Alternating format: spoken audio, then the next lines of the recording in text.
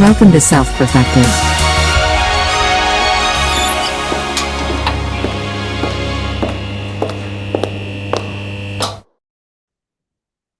Hey, There we go. Hey, how shocked are your ears from that introduction? It's the real question. Which introduction? The one where you just No, said, not "Hey." us. No. The one where they listen to the podcast on the recurring, or on the after it's posted. You know the intro we have? we just do it to trigger people. Yeah, I know. I like it. So, sup, people? Hey, What's up? hey. How you guys now been? now we can officially announce it. I've been great. Wait, Drake, do you just drop BRB in the fucking chat? Yeah, I'll be right back. You guys keep going. I'll be right back. Give me just a second. Okay. Maybe it's a stunt. Maybe okay. I'm predicting he's gonna come back wearing a costume. Do you predict that? I think he's gonna come back wearing a dress. Oh, and he's actually gonna. This is that moment he sells his soul to Hollywood. Oh, nice. All right. So well, Dave Drake Chappelle is. moment.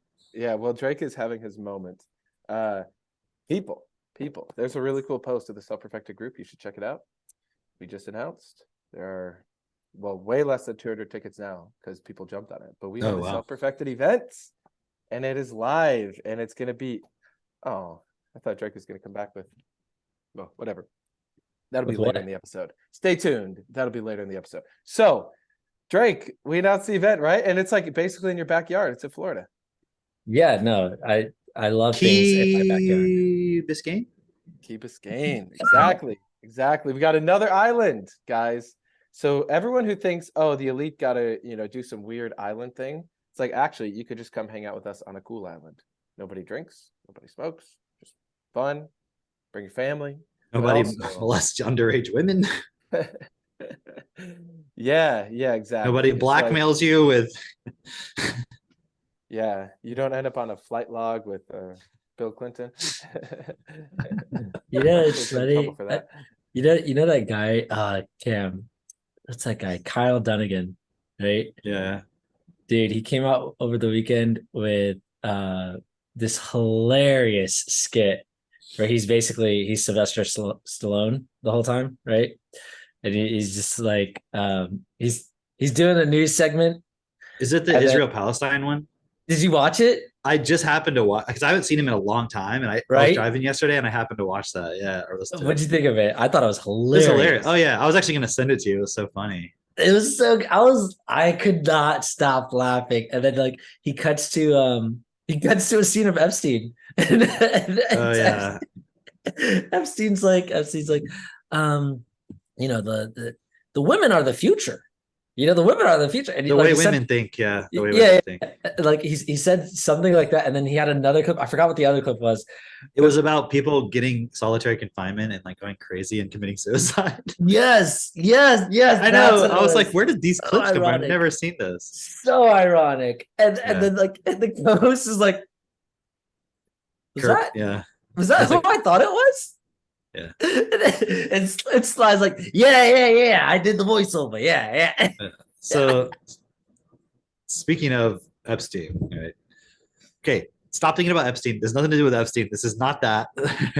Mitch is like trying to promote the event, and Drake's like, I want everyone to think about Epstein. Okay. I want everybody to laugh. Although I guess I started it. So. Anyway, no, it was my fault. Anyway, actually, no, you started it, Mitch. Mitch started it. You started it. You sabotaged yourself. Okay. Islands are cool. You can't do that. Some islands are fucked up. No man is an island, but let's get a bunch of men and women on an island. Yeah. I like it. What are we gonna do on this island, Mitch? Oh man, there's gonna be a lot. We got a new VIP type party this year, so that's gonna be great. Nice. We got the speaker lineup is coming together, so that's gonna be awesome. I think one of the coolest things I heard as feedback from people was the difference between other events and this community, where at other events, people are there. I know everybody can relate to this. If you've been to any sort of event, networking event, business conference, whatever, people are there to fucking take. They're there to get you, pitch you on their business, give you the business card, get you involved in their thing. And they're there really at the end of the day to take from you, from everyone there, and just hope that they get something good. They end up on top, and then they run back home. And then everyone's drained, and after a week, they're back to the same old life. Whereas fundamentally, everyone at the self-perfected event is there to give, because you realize, hey, if we're all here giving, and that's our philosophy, and like that's really what life is about, you end up receiving way more than you ever could anyway. But also, it's just way more fun that way, because a new part of you comes out. Like when you're helping someone else have a breakthrough, or you're helping someone else level up, or you're just having fun and like making other people laugh, you get to express yourself in a way cooler way than if you're there to just, try and get everyone's whatever energy or attention. And so, Yeah. yeah. What do you And guys I was gonna say, and the whole point is, like, when you look at everything we talk about, everything we're about is changing the system, which starts with each of us changing individually, and then taking on that responsibility to support other people to change. The changes are sometimes subtle, they're sometimes drastic. It's like you're finding who you are within reality and how to change things so that they're best for all. And so the starting point of the events is to support people with that. So it's not, the starting point is not purely like it's an event just to make money, to get people to come and feel hyped up and take advantage of the feeling hyped up so that you'll just buy stuff. That's not the point of it. It's not the starting point. The starting point is, and that's where the giving point that you're bringing up comes in. It's like everyone is there wanting to change. So for some people, that might be, how can I support others? And that's part of the giving. And that's their upgrade in a way. For other people, they might be coming from the perspective of, I need something from the group. I need something from this to support myself to change. But even within that, that's still a giving. It's different than what you're talking about, where the people just come to network and they're just trying to take, like they're just trying to get something for their own self-interest purely. But this is like, I'm coming because I want to grow, I want to change, I want to upgrade, and I know that this event will support me to do that. And so even within that, you don't have to feel like, well, I don't have anything to give. That is giving, because the starting point of it is so that you can do more, you can take more responsibility. Like even if it's in a very small way, it makes a difference in the bigger picture. So our events are fundamentally different because of the context of why we're doing it. Yeah. Like if you wanted to just go to like a Tony Robbins or go to some other thing, like, the thing about Tony Robbins, it's not even about him particularly. It's just like, you might as well just go to a Taylor Swift concert. It's the same thing. There's no different. People say, oh, I changed so much. No, you only changed in the context of you learned something that can help you, like motivate yourself more. I don't know. Like, It's like it's all bullshit. I know it's all, people are going to pretend like they changed, but I know I have to sort of like cater to that feeling. Yeah. But you didn't really change anything. It's all still within the current system. I'm not saying Tony Robbins is like a conscious like agent trying to like gaslight people or something. But he is just a system agent. He's just a guy playing a role in the system as it is. He's no different than Oprah or Bill Gates or anybody else. He might have some cool little things you can take and utilize, but at the end of the day, the main reason why most people go is for that rock star experience. And like that, it's just a different flavor of the same experience you get when you go to a rock concert. It's like you're getting something, you're around that, you're in that energy. And the cool thing is you can still have that. Like our events, you still get that part of that, being in that environment and the energy, but the starting point of it is a different starting point. Yeah. And that's why there's so much good stuff happens. And I'm sure, Drake, you can speak to this too, but like all the different couples now coming together, couples that have met each other through this group, and people that are now looking at like raising their kids fundamentally differently with a whole plan for that. And the legacy piece of this too, because we're not just doing it for us, but it's part of the next generation and so on and so forth. So yeah, what do you see? I mean, it's just that point of like, at the last event in San Diego, seeing all the little kids running around, that was so cool. Because, and you don't see that at any other event unless it's like some homeschooling thing or something specific to family. Right. Like you're not going to go to a Tony Robbins type thing or a Bruce Lipton or whatever the fuck, and like see a Yeah. bunch of families there with kids and then like everyone's embracing them and supporting, like you're not going to see that. Bruce Lipton, the tea guy, right? He's the guy who does Yeah. the Those are the tea yeah. conventions. Yeah. Yeah. They really don't like it when kids run around. It disturbs the tea, but no, it's so cool just having all the kids run around, and they're there like when we're up at freaking 2 a.m. The kids are there. Usually they're going to sleep around like midnight, to be fair, right? But they're still up at midnight, just like having fun with everyone else and talking with everyone and actually being a part of the conversations and like a part of just I was going to use the word fellowship, but you know what I mean, like the community, the hey, we're here having a good time, and just the whole point of having these like in San Diego we were able to do fireside chats, right? I don't know that we're going to be able to do that in Miami. I don't think they're going to have. We'll find our own version of it. We'll The figure resort's it out. awesome. There's a water park, by the way, too. We'll have water park chats. There you go. There you go. We'll have poolside chats. Yeah. I want to add this as well, because part of why we do it at these nice locations, and this one's even nicer. I mean, it's literally at the Ritz-Carlton Hotel. It's a 5-star hotel. Yeah. Is because we know where we're headed. Like, we know we'll be billionaires. It might take us 5 years. It might take us 12 years, but we know we'll get there. And so part of this is giving everyone a taste of what that feels like too, to stay at a 5-star hotel. Like, see how did they do breakfast there? Like what are the rooms like? Like all these little details, it shifts someone, because I had a lot of feedback from people after the last event where they said like, wow, I never thought I would fit in at a place like this. Like I never thought I would come to this nice. So if you thought last place is nice, don't get me wrong. This place is definitely a step up. But it's because we know where we're going, because TechnoTutor is on track to be the biggest education sales company in the world. So part of that is like, hey, you got to get ready to have money.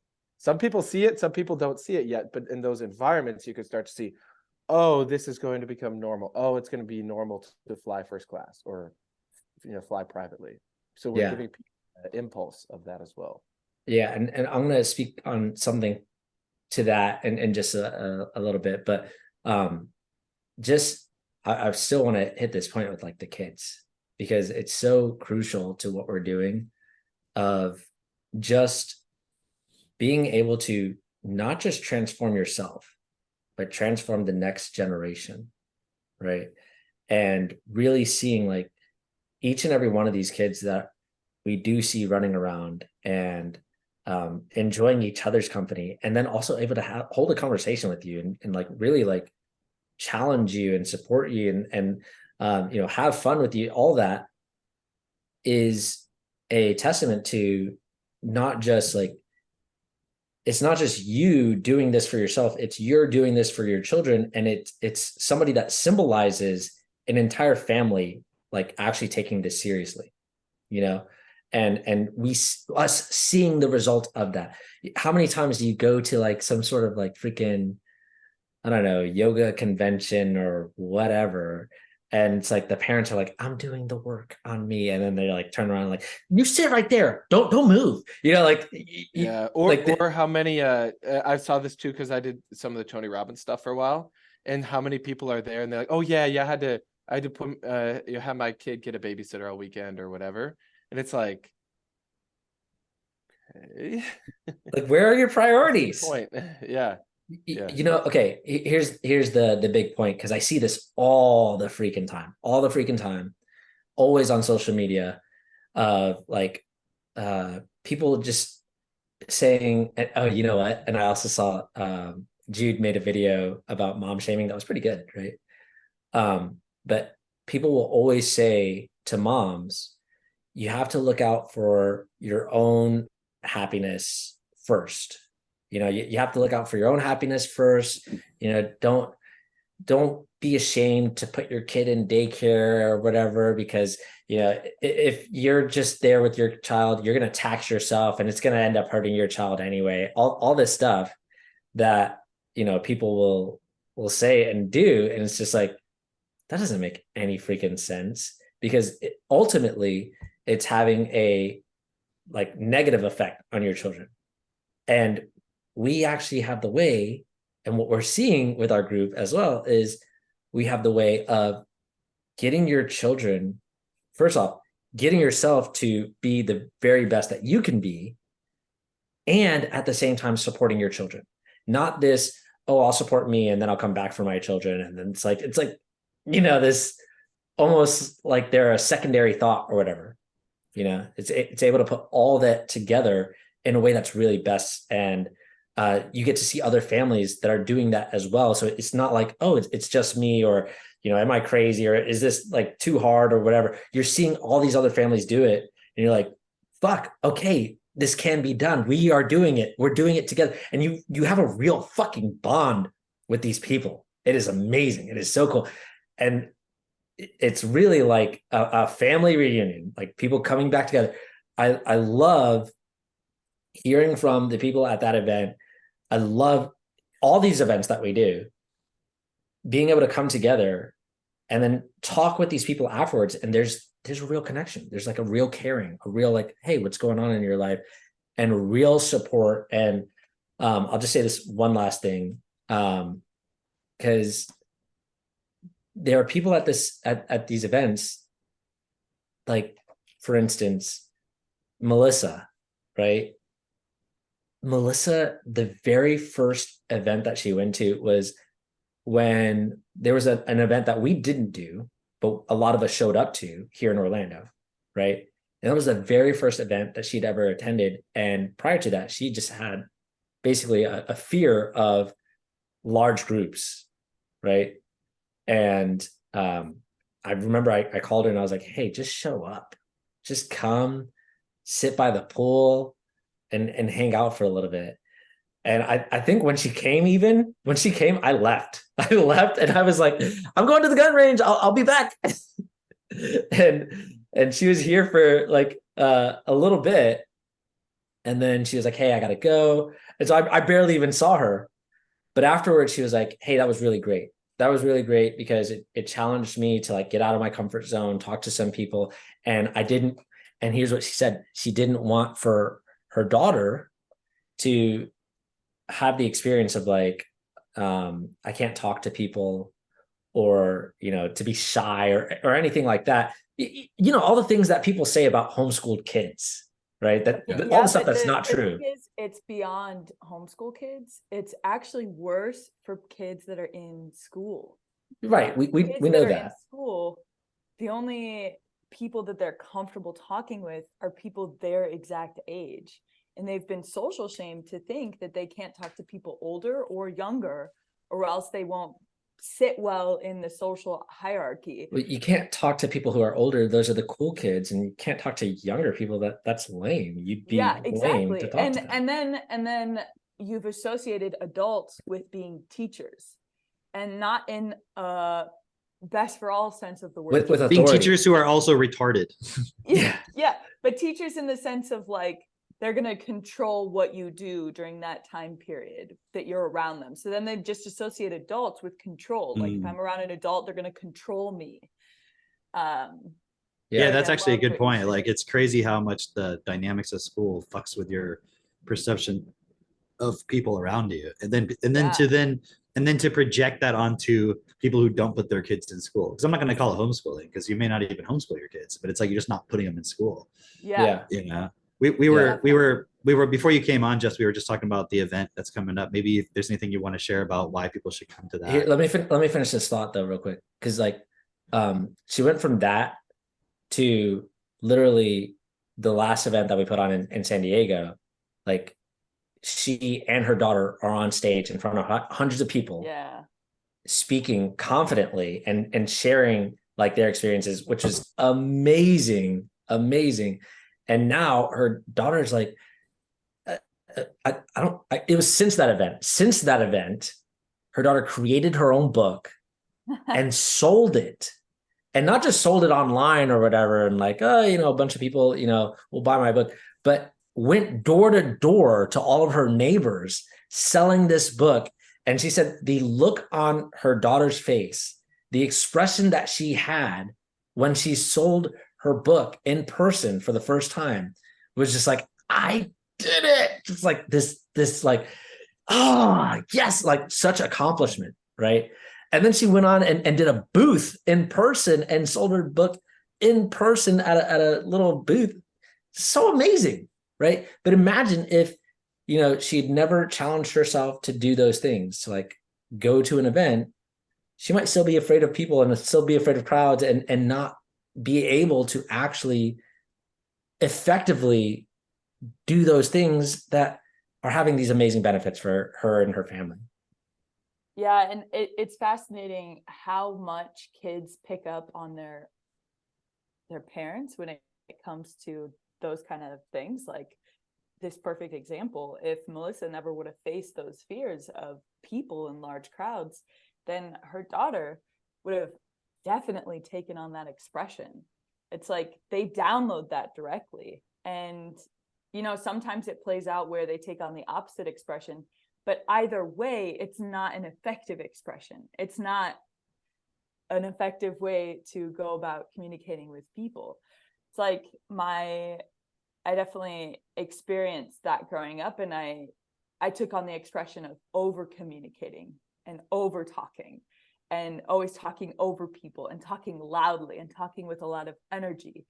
And I've had to work on that expression for myself as well. But yeah, this event, guys, seriously, like, first of all, if you didn't go to the first one and then you saw everybody posting about the event after or during, you made a mistake. Like, you already know that. So with this event, it's a little more tricky because we're limited in our capacity. Like, we seriously only have 200 tickets. And so once they're gone, they're gone.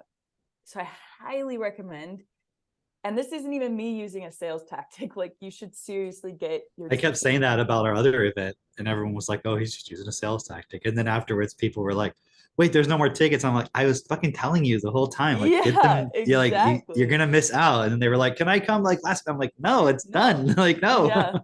Yeah, exactly. And so highly recommend you get that, because our first event was amazing, but our first event was our first event.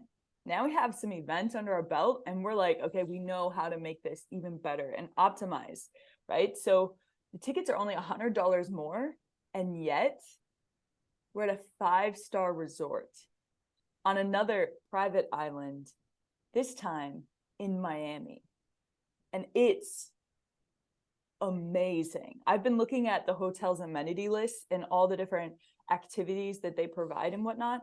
They've got mini golf, they've got a splash pad, they've got multiple pools, they've got beachfront access, they've got fun activities for you to do on the beach that are included in your package when you book your room, like paddleboarding and like a bunch of different things on the water. And then they've got this thing where every day at 5 p.m.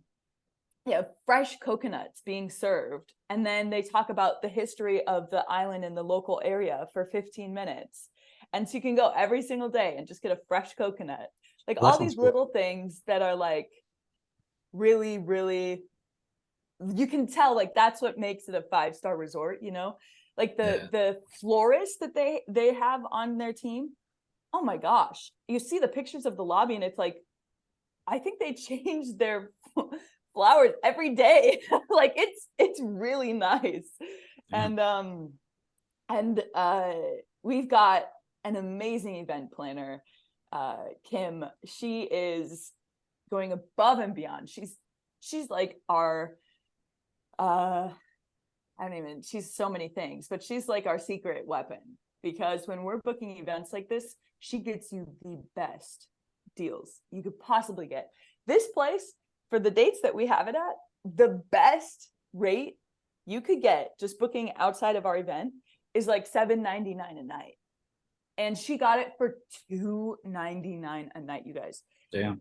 For everyone who has go to a 5-star hotel on their vision boards, for everyone who's ever thought to themselves, there's no way that I could ever go to a 5-star hotel. It just costs too much money, or it's out of your comfort zone, where you'd feel out of place. This is your opportunity. Yeah. Seriously, like $2.99 a night, that's crazy. you got to book that. And that alone, like that's just the venue. I only have talked about the venue, guys. Us as a group in Miami, it will have been a year from our last event. And something that we really emphasize in this group is growth in between events. Like you want to grow as much as you possibly can before the next event to get the most out of the next event.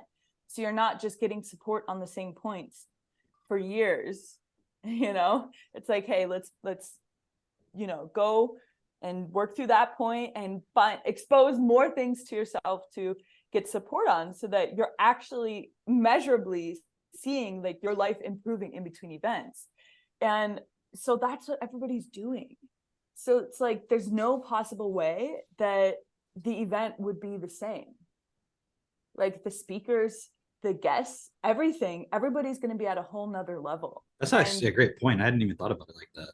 Like the event itself actually evolves because everybody in the group, it's not like you're just going to see the same thing you basically saw before. Exactly. Yeah. And that's something that I experienced. I used to be a part of a lot of MLM companies, and you would go to these large, you know, events. They were at giant event centers, thousands of people. And sure, like they had good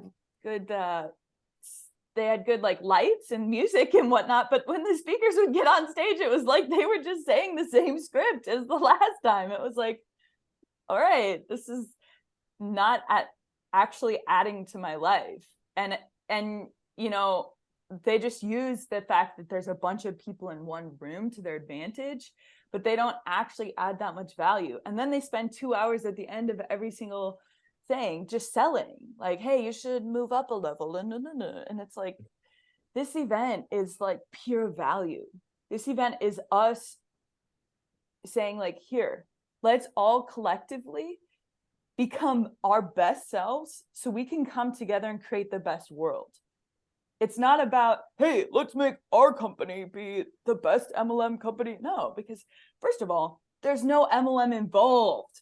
That's out the door. You don't even have to worry about that. Nobody's going to be selling some weird MLM thing from the stage. Everybody's going to be giving straight value.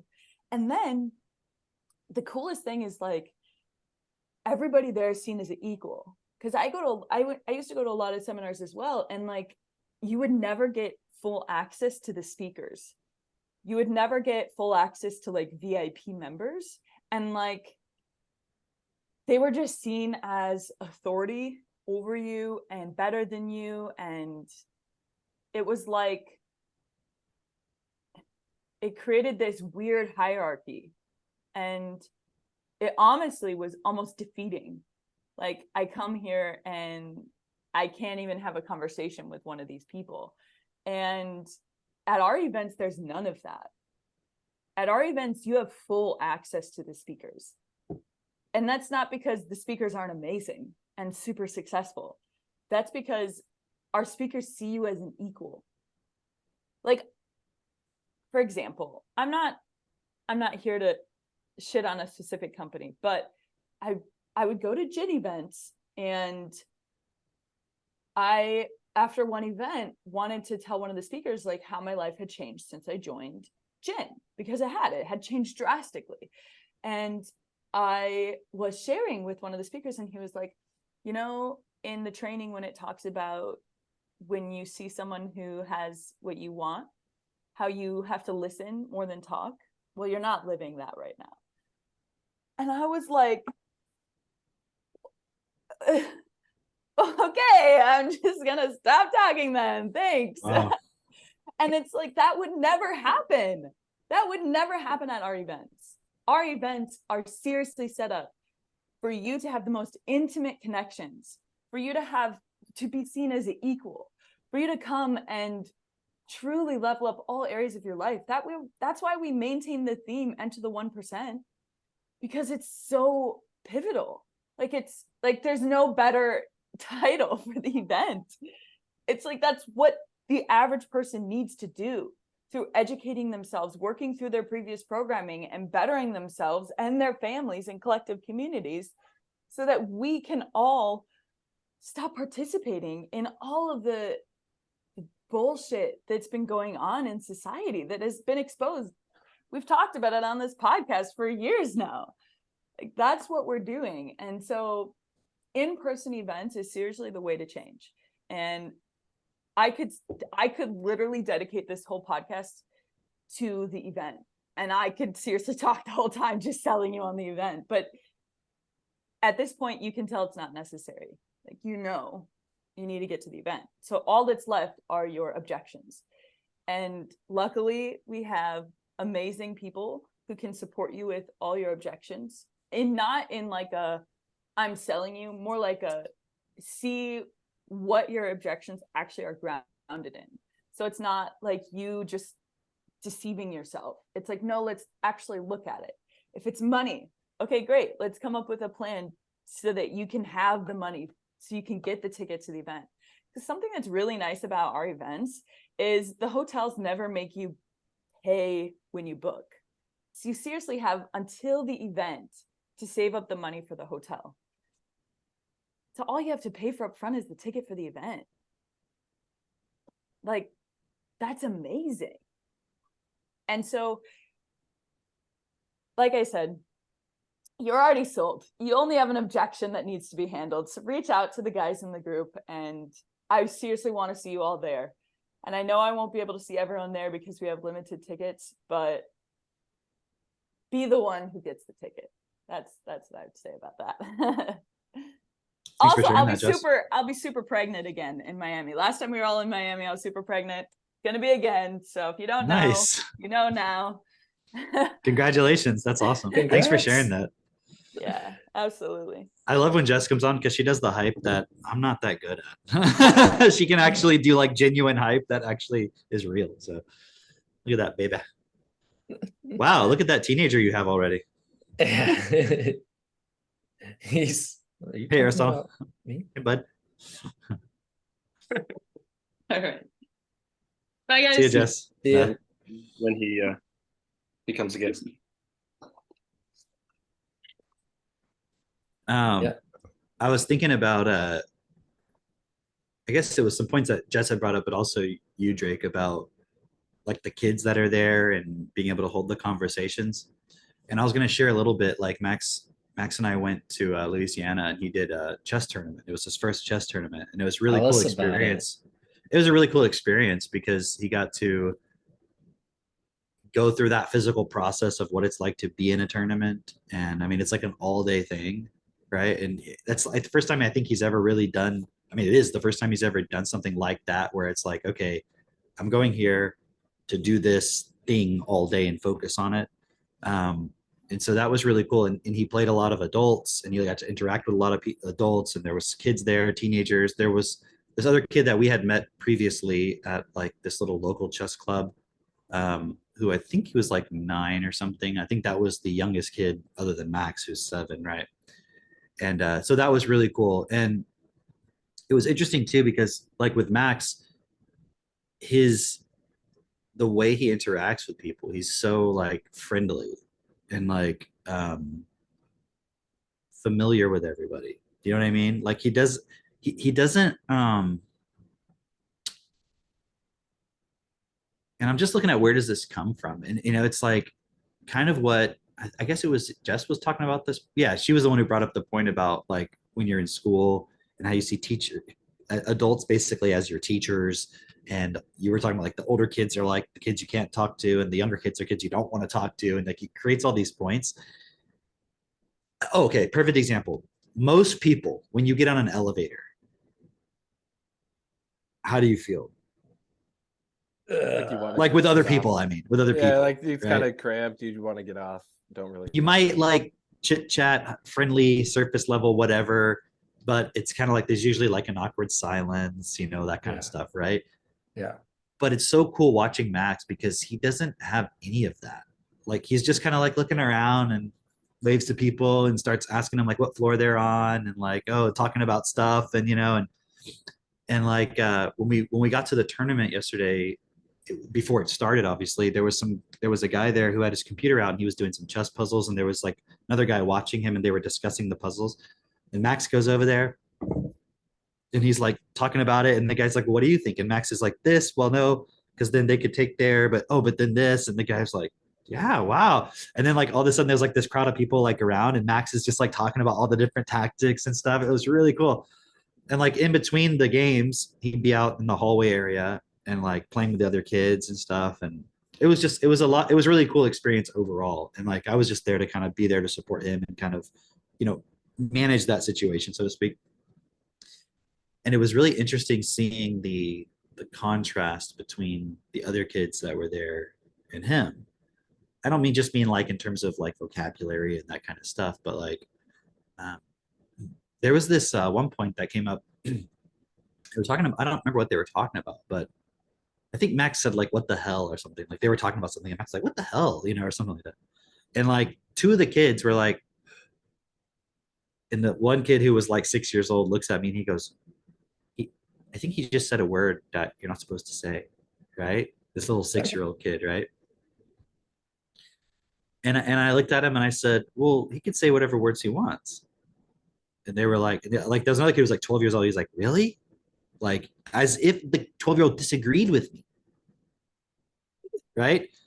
Now, there's a reason I'm bringing all this up, because half an hour before that, that 12-year-old was talking about Call of Duty and like talking about the lobbies and people will talk about and all this stuff. So the whole time this kid's playing Call of Duty, whether he's saying the words or not, what's going on? He's hearing those words for sure. Oh, everybody's talking about, you know, all kinds of words that I probably will get canceled on the, you know, get the podcast taken off the air for saying, right? Right. So it's like, it's interesting how the children will try to police each other, even though behind closed doors, they are not policing themselves that way. Yeah. And like with that 6-year-old, when that point came up, when he said that point specifically, I was like, hold on. I was like, because there was a point where Max was playing a game and one of the guys who had a bye, he wanted to play. And so I was the only other adult out there. So he was like, do you want to play? So I was just playing him while he was waiting for the next round or whatever. Mm-hmm. And so that 6-year-old was sitting there next to us and he had a phone, his own phone. Like his parents gave him his own phone and he had Snapchat on there. He had like all this stuff on there, right? Oh, wow. And he's on there watching some videos. I don't know what they were because I wasn't paying attention per se. I was just kind of hearing it. And it was like some guy going, motherfucker, fuck you, bitch. You know, like stuff like that. This 6-year-old, right? Yeah. So when the kid reacted to that point of Max saying hell, I was like, hold on. I was like, just a few minutes ago, you were listening to videos talking about motherfucker this and all that stuff, weren't you? And the kid was like, he starts to kind of like grin a little bit. And I'm like, so you're listening to that stuff all the time. You don't have a problem with that. But now you're reacting. And I said, now, why are you reacting to Max saying that? I said, it's because your parents tell you you can't talk like that, isn't it? He's like, yeah. And I said, but why? I said, because other people will react. And I said, that's something we teach Max as well. Like he has to understand that he can use any word he wants, but people might react, like in this case, right? And that 12-year-old was like, but you just let him say whatever. And I said, the thing is, because we do explain to him, people will react. I said, but now look at it. If you react to a word, aren't you basically under the control of another person? Like they can control you and how you feel by saying words, right? So it was cool, like having this little discussion, right? But it was so interesting because like even the 6-year-old, it was like the whole time, bruh, what, bruh, like the whole fucking time. And I'm like, and then you compare that to Max and how he talks and interacts and everything. And like, there was this one point where I was sitting on the couch in the little hall area, like outside of the playing area. And there was this young guy, he must've been like a teenager or something it was his first tournament. And he was sitting there, like, I think he was going over his game with somebody else that he had played. And like Max comes over and he's like, just goes up to the guy and starts giving him a hug. And then he's like looking at his game and stuff. You know how he is like with all of you guys when you come over here. It was like, his behavior, his attitude towards people doesn't change no matter what the environment is. It's so cool to see that. But an interesting point about that 6-year-old, because like the whole time I didn't see any adults with him. Yeah. And I even asked him, I was like, who are you here with? And he was like, oh, well, like my cousin who was like 17 or something was playing in the tournament. And I was like, okay. And then there was this one point where this woman comes out of there, like kind of, I guess she was in the kitchen. I don't know where she was at. And she was like telling the kid, his name was like Moses or something. She was like, we're going to go to the grocery store or whatever. Right. And she was like, okay, okay, you be quiet, because they were supposed to like not be too loud in the hallway because people are playing, right? So she was like, make sure you're being quiet. You're gonna be quiet. Okay. And she said something weird like somebody's gonna be watching you. Like she wasn't talking about me. And she didn't freaking know me. She was like, there was no one else in the room. You know what I mean? And it was, I mean, there was all the people coming in and out and everything. It's not like there wasn't anyone there, but like in that very moment, it was like we were playing chess. That's what it was. Because he was like wanting me to watch videos on his phone. And I was like, why don't we play some chess? Do you know how to play it? He knew how to set up the board stuff. So I was like kind of teaching him some stuff, right? And then she comes out there and she was, anyways. So then she's like, now make sure you're quiet. You're going to be quiet, right? And then she leaves. And I was looking at that in that moment. I'm like, okay, so it's really important that he's quiet, right? But you don't give a shit that he's got a phone and he's listening to motherfucker this and motherfucker that on the phone and like watching videos of like people shooting each other and like, and then the kid was telling me all these stories about like when he's at home by himself. And there was some 3-year-old when he was 4 who like kept coming to their house like and like flipping off their cameras. And so he would go outside and like kick the kid. And like he was telling me all these stories about how all these kids he would fight with in his neighborhood. Wow. And the kid wasn't like a mean bully type kid. He was like a very actually sweet kid to like interact with. But it was just like, yeah, it was so interesting, man. I'm like, and then there was one point where it was right before we had to leave because like they were about, like Max was just about to finish his last game. And the kid was like, you know, he wanted to play some game with me and he pulled it out. And it was like some game where there's like pictures and you guess what it is and you have to put the words in for like what the pictures are. Like a piece of candy and like a cane. So it's like candy cane, and you have to type in the letter. Like there's like a word scramble. You have to like, you know, and it was like football. It was like a picture of a foot and then a soccer ball.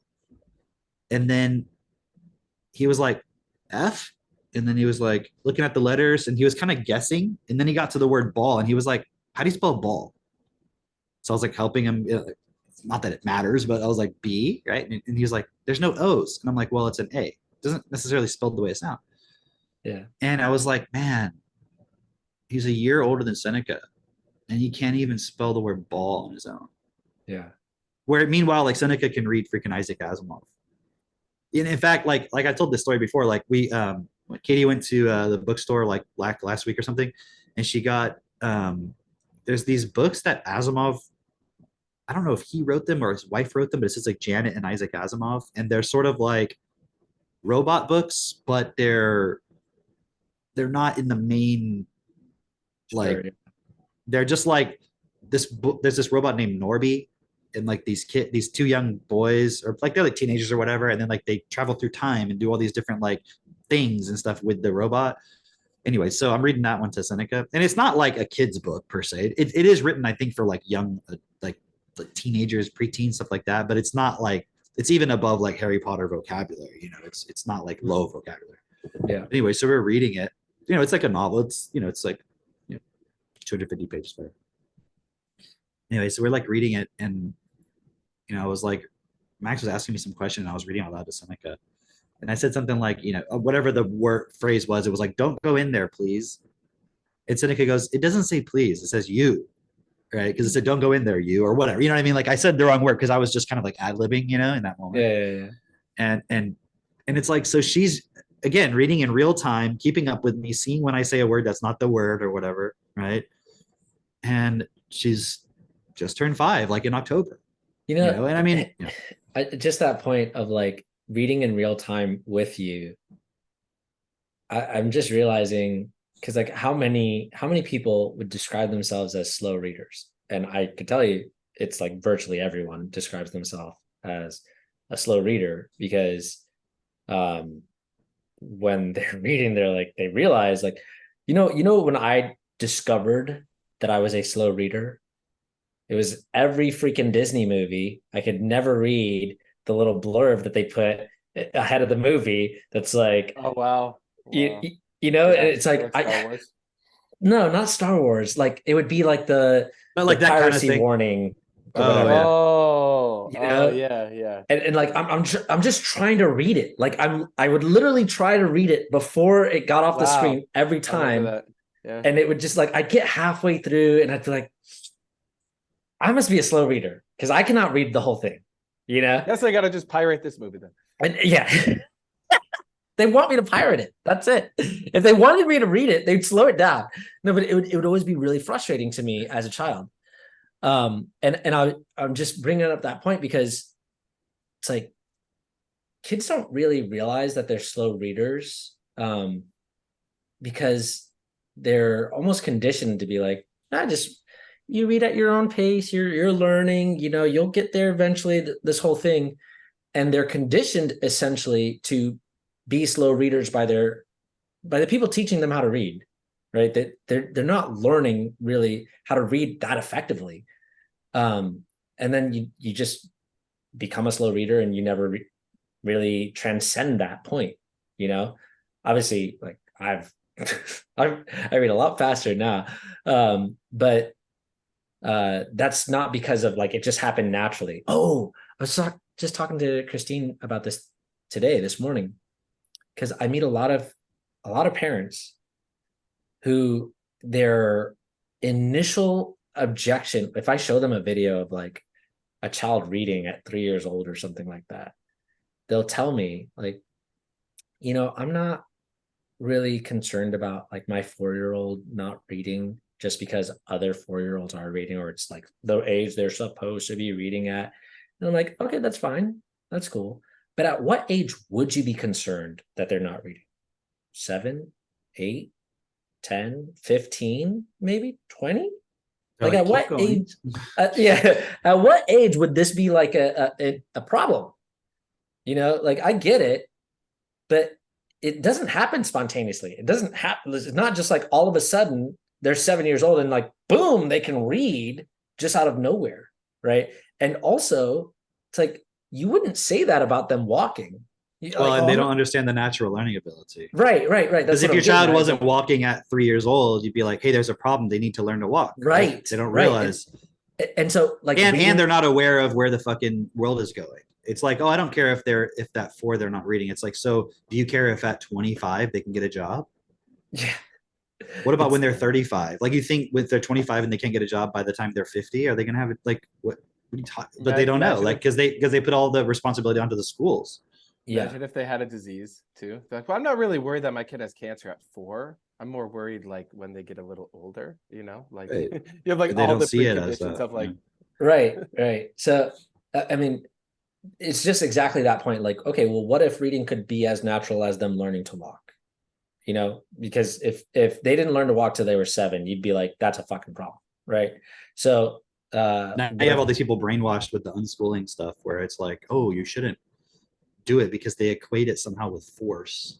Right, which is so crazy, man. That's so crazy because people will talk about unschooling, and that debate that or not really a debate, but that guy that came at you who's like the head of whatever homeschooling committee or unschooling committee, whatever it was, right? Where he was really like, oh, I assumed it was a woman. And where is that person now? No, they were like unschooling, whatever. Yeah. But they're like, you can't force them to do it. And I'm like, they were really serious about that point. And other people don't understand how, like, this is the person that's heading that committee, right? And other people are like, oh no, that's not what unschooling is. Like, this is the person that heads the committee. That's what they're saying it is. That's like the person who's like, oh, that's not real communism. Right. You're like, wow. Well, this is the guy. This is Stalin. This is Comrade Stalin telling you. This is Marx literally telling you. This is Marx. This is the guy who would coined the term. Like it's really, it's not funny, but it's funny. But anyway, just that point of, I guess. The thing is, people may act like it doesn't fucking matter. Like, people can choose whatever they want, but we live in a democracy, right? Yeah. So everyone has their free choice, right? And their free vote of what they want to do. So if everybody in a democracy voted that murder should be illegal, would you be okay with that? Yeah, I'd be okay with that. Really? You'd be okay with that? If I meant to say, sorry, I'm sorry, is legal is what I meant to say. Well, you said the wrong thing. But if everybody voted that murder would be legal, would you be okay with that? No.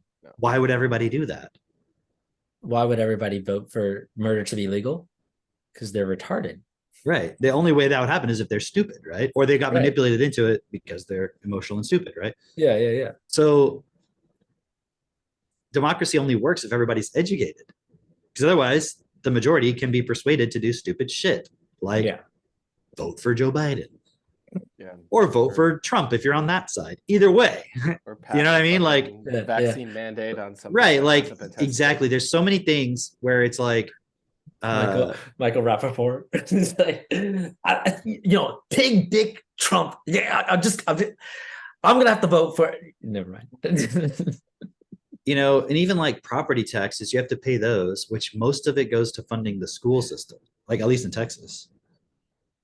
It's like, what Yeah. if people just educate the kids at home? You wouldn't even need that. Like, why do you have to pay taxes on something you already own? Doesn't make sense. Like, you own it. Okay, well, I mean, think about it, owning something, like, Mitch, like all the work you have to do on it. Yep. You know what I mean? And then it's like, if you make it better, then you have to pay more.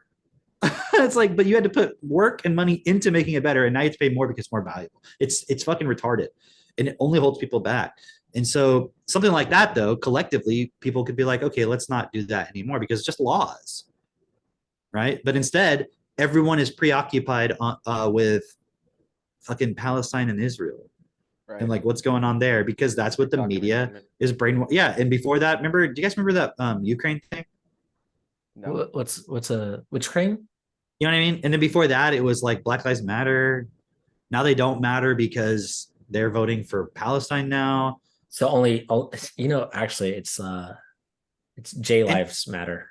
And what's so interesting is we're the people who are saying it's not about force, but it's about taking responsibility for what you allow. So if you have a child and you can either give them an understanding of every word that exists, which therefore they could read anything and understand anything and have any conversation or understand any idea or see the problems and the solutions of anything, and you didn't do that, wouldn't that be negligent? Hey, just to go back just a step, isn't it interesting how every opposition to or any sort of objection to Black Lives Matter, or if you're on the wrong side of the Israel-Palestine or the Ukraine or any of that, is you're wanting to force other people into your worldview. You want to control others. You're the oppressor, like all those things, right? But like, if you just take a step back and you can look at all of them objectively from a bird's eye view, it's like, well, clearly those were all wrong. Now that we can see it from this perspective, and it's not like we weren't talking about it in the moment when it was happening, but the things that get put on you, it's the same thing. It's irrelevant though, because like it'd be like if you're in let's say you're in a prison where they torture you, okay, and they come in there and they're like, I'm going to torture you every day by whipping you. Okay, and then after 5 days they come in and they start electrocuting you, and then you're like, hey, what the hell, you said you were going to whip me, you are a liar, you lied. And they're like, anyways, I'm going to electrocute you now. Like, what I'm saying is, it's like, hold on, I thought you said Black Lives Matter and people who are oppressed, who are brown and all these other things, they're the oppressed people, and Muslims are like super oppressed and we can't criticize them and we have to support them. But now you're saying Israel is the one that matters and the Muslims are the terrorists, and like, it's like, yeah, anyways. Yeah, that's not the point. It's like okay. The point that I'm making is just being able to stand up to the accusations or the projection of like, you're a bigot or you're forcing, or all those things, right? The same point of like, you're forcing your child to read, you're forcing your child to be educated, or all that. And it's like, first off, you're not even looking at what it is that we're doing, because there's not. But what I'm kind of trying to say, involved. the reason I brought that up is like, they're not genuine in their point. They're just saying it to manipulate. That's what I'm saying. So yeah. But what meaning, it's like they're not actually even really believing it. Like that thing with Elon Musk recently where he's telling the advertisers to go fuck themselves, right? Yeah. He made this point later on in that interview where he was saying,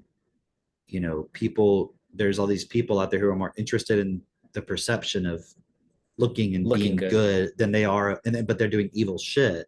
Yeah. And that in he said a lot in that statement, but it's like these advertisers who are like, we don't want this anti-Semitism because it like looks bad to us. It like makes us look bad if we have something associated with that. And it's like, yeah, they're just playing some fucking word game. It's bullshit because it's fucking Disney. Weren't they just fucking brainwashing kids with like transgender shit? Right. Like, haven't they this whole time been brainwashing kids with bullshit like magic Right. and just all the bullshit that Disney is? It's so funny because people act like it's switched. Yeah. And I always saw that it was just all bullshit the whole time. It's like same thing with schools. Now they're teaching kids all this crazy shit. And I'm like, they were fucking brainwashing you the whole time anyways. What are you complaining now? Like, it's nothing's really changed. Like, where were the teachers educated? At school. Didn't they all go to school? Like, so it's the product of that.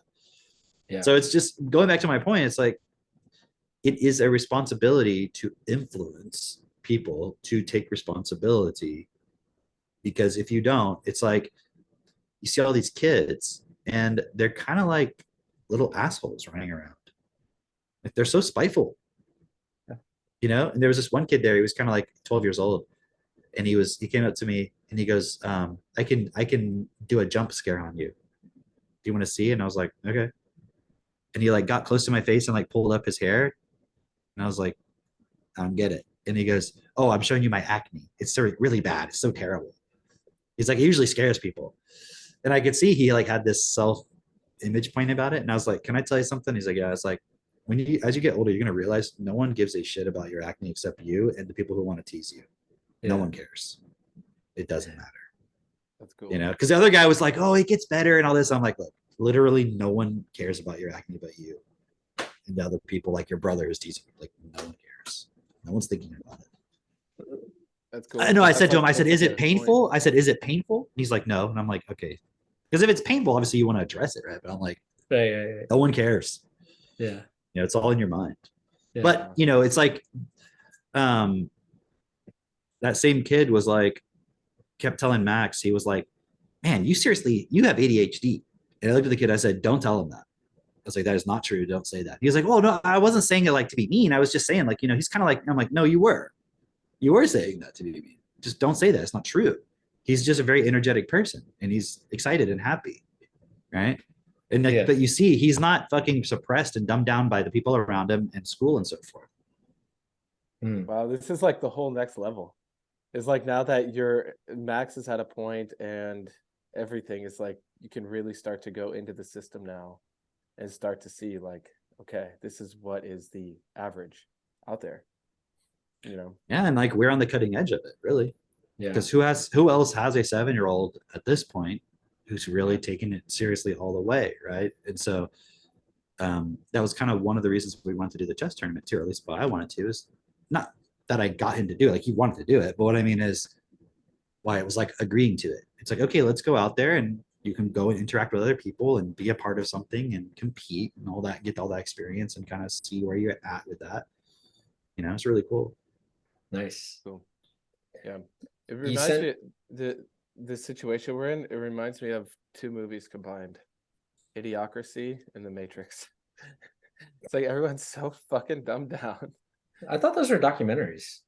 Well, just set in the future. Yeah, actually, it's a cool point because it's like Idiocracy, everyone's really stupid, but then also it's The Matrix because everyone's really controlled and like in an illusion. There is that group that's like, hey, we're here to actually fucking work this out. I brought Fall with me because I've been reading that, and I went back and found a few things that as I was reading it, they stood out. There was this one part I wanted to share with you guys. Let me see if I can find it. Hey, without spoiling it, I want to know what you guys think the word adamant means. Adamant? Yeah. He means does it have some? No, I'm jumping.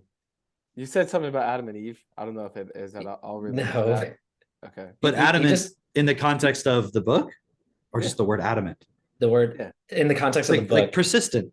No, but in the book he talks about chaos, like without spoiling it for anyone. He talks about there's the chaos, and then The He- adamant. It's Right. like, It's the thing that persists. it's doesn't like change. Interesting. Like It adamant- stays when you form it. It stays instead of just dissolving. You know what it made me think of? It's like icing, the cakes when you make isn't it called adamant? Didn't they call it that? I don't know. I just knew adamant was What like a was it called? stone, and also someone could be described as adamant because they persist. But I heard of it more What's as the an hard adjective icing instead of a on noun. a cake called? Is that what it's called? Oops. It's called. You know what Isn't it called made me think something of? like that? You remember Wolverine? Wolverine, Yeah. like the animal. No. Oil icing. The- That's not what they call it there. The X-Man. Of course, X-Men's fucking awesome. Okay, what are his What is what the are his claws made out of? And like his bones coated in. I thought it was Adamantium. titanium, but Adamantium. is The hard covering on Which is like the fancy hardest material cakes. that ever exists. Blah blah blah. Right? okay. Oh, it's called fondant. I don't know what it's called. Adamant. It's fondant. It's just the A and T. I was like, is it called adamant? But it would make sense why You're we making your call it. cakes wrong there, Cameron. All right. Yeah. Let's have Katie. I don't know why you would Sounds- want to eat that cake, Cameron. Yeah. That But you know cake those made like fancy cakes where it's like Yeah, crazy yeah. and they put that layer of stuff. They call it fondant. That's, Yeah, yeah, that's what I was yeah, thinking of. yeah. Hey, Max.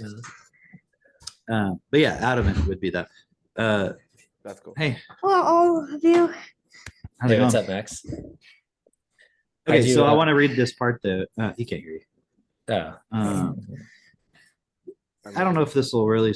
No, it's not going to spoil anything for you, Mitch, because it's not going to. It's not like plot stuff. Let me just read this real quick part. So there's a character who has like an accident. They can't walk. Yeah, what's up? Hold on one second, guys. While he's doing that, did you watch that? I forget how to say his name. The Zizek guy. Did you watch that video? I'm working through it, man. I made it 10 minutes in. I literally had to put through my TT. I understand Zizek because I'm literally struggling to understand him. Because And not to like diss him or anything. I because don't of his know what- accent? Is it because of the It's a combination of his accent and then whatever. It's like some, you have to understand.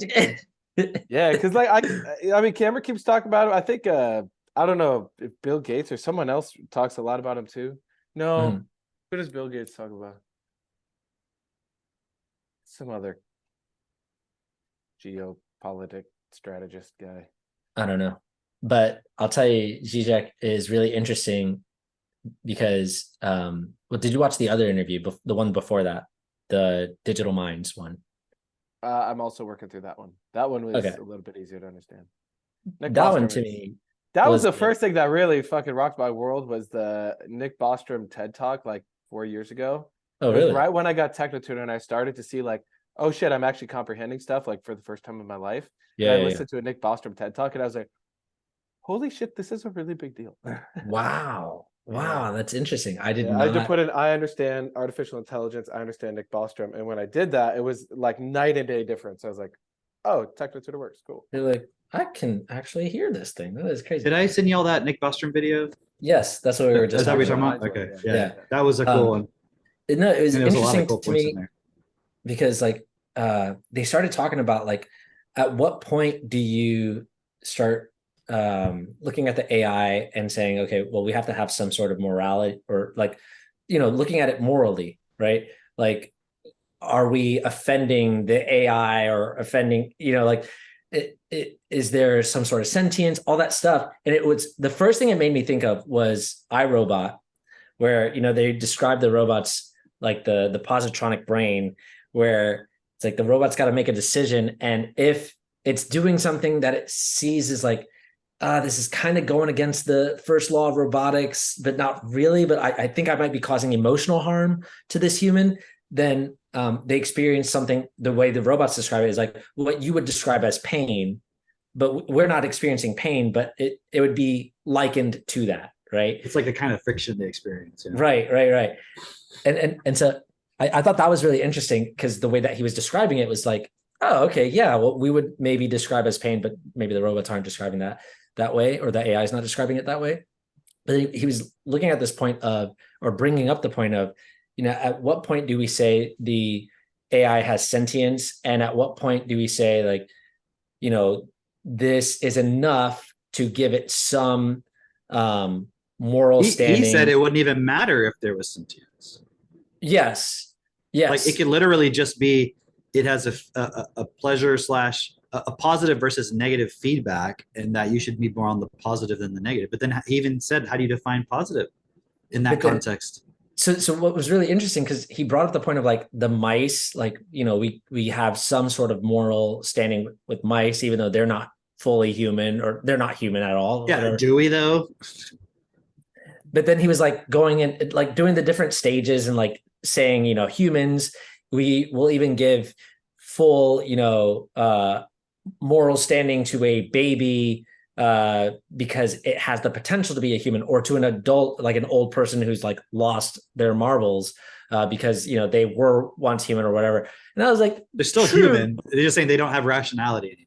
Yeah. But I'm like, but at the same time, we fucking completely decimate, you know, completely kill off a whole bunch of people because they don't have money. Do you see how everything refers to sentience, rationality? It's consciousness. They're making the standard consciousness. But here's the interesting point, though, is what he's saying is that AI is starting to exhibit consciousness, and so we should start giving the same sort of respect to AI because of its consciousness.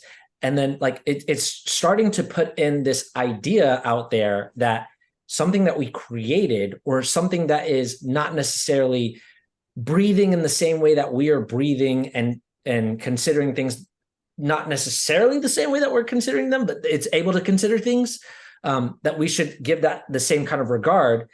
And it's putting into the point of like, okay, so at what point is that in the system? That's what I saw too. So now we should start looking at trees, right? Right. And we should look at the computer itself. It's not just the AI, but the computer that houses the AI. And it's always been sentient. And also like the desk. And it's like, it's now taking into consideration, hey, actually this whole system is, you know, it's conscious. The whole system has consciousness. Aware. And it's aware. Yeah. And consciousness too, like, because it's participating in like a specific consciousness. That's like an output of the anyway. But the whole system is to this point where it's like, this is something that's already been happening, and now we are becoming aware of it. And now we have to be aware of, or we should all be aware of, why haven't we been regarding everything in the system like that from the beginning, and actually take that seriously? And like, okay, so you know, why am I just using things as tools? Because previously everything was just looked at as, this is a tool, for my use. And it can still be a tool, but it's like, are you actually considering that thing? Or is it just like, this is just, I will do whatever the fuck I want and destroy this? Or, you know, like that's well, basically okay. We consider things as tools for us, but do we consider ourselves as tools for something else? And that's the problem. It's like, we don't see our responsibility. That's why Bernard said, like, we are servants. We are the slaves of the animals and the trees, actually. But we tend to reverse it. Yeah. You know, because they have less physical capability than we do, in the sense of what our bodies can do and so forth. Yeah. And it makes me think of that part in Fall where, I think how I can say without spoiling too much, where it's like, because I mean, if you read the back, you know, there's a bit world where people are being uploaded their copies of their consciousness. Let me just give this disclaimer for everybody who's listening. Okay. You guys know when Cam reads a book, watches something, he's just going to spoil it. Okay. And I've been selling Cam, but you've been listening to the podcast. I've been selling you all on reading Fall. You had time for months. You had time. You could have read it. This is your own fault. It's your fault. Your fault. Okay. Fault. So there you go. But anyway, so people are being uploaded. Their minds, copies of their mind is being uploaded, or their brains, whatever you want to call it, is being uploaded into a digital world where they can live and do stuff. And for them to, if you think about it, it's like, okay, what's the big deal? But for them to do something in the digital world, doesn't that take a computer process? Right? It takes a computer process to do that. Like if you turned off all the computers, would they exist in that world? They wouldn't, right? So if they're doing a bunch of processes, it's like it's kind of like similar to the whole mining for Bitcoin and cryptocurrency and all that stuff. It takes a lot of processing power. And so there's this part in the book where they say just the person's process of what they're doing and interacting within this digital world is consuming, and like all the related tasks around that one person is like consuming 30% of all of the energy output of the entire earth. Yeah. And then like one of the other ones, and there's like, I don't know how many millions or something in there, thousands at least. One of the other ones is like 10% of all the energy output. And so it's like I mean, I've only read so much. I'm at a certain point in the book, but the way I was looking at it was like, man, there's a certain point where you have to enslave everybody on the earth to continue to to put the energy into these people so they can continue to live forever in a pretend afterlife. Like, how is that not just yeah, exactly. Like study destiny. Yeah. Right. And then look at your life and going to work and doing the things that you do and Christmas and Easter and all these things in your church and all this shit that you do. That's really just creating all of the energy for somebody else to sort of have their own existence of what they want without any regard for you. And so this idea about going back to the how we treat AIs and stuff, it's funny because like when I started looking into the whole AI alignment thing a few months back, a year ago, whatever, I was like, they're arguing about how are we going to align AI with human values. I'm like, we can't even agree on human values. Right.